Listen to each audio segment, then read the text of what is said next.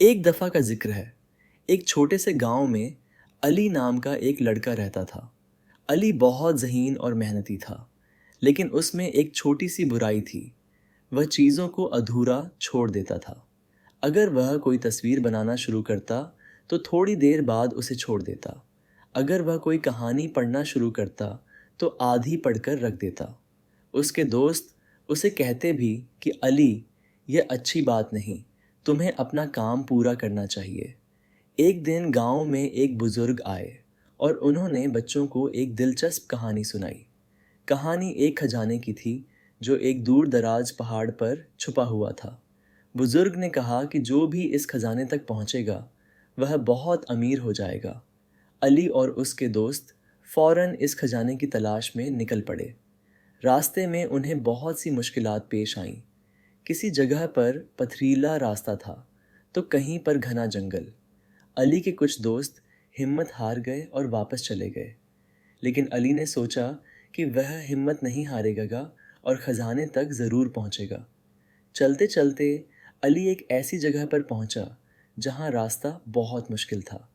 उसे लगने लगा कि अब वह आगे नहीं जा सकता।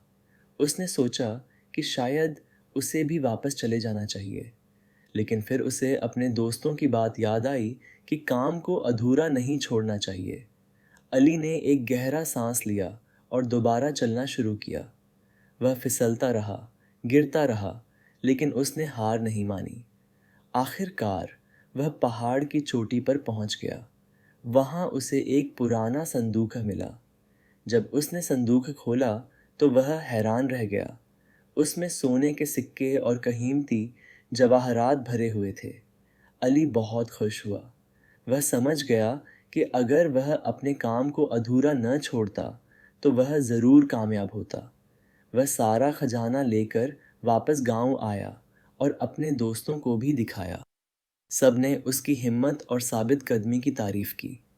उस दिन के बाद अली ने कभी भी कोई काम अधूरा नहीं छोड़ा।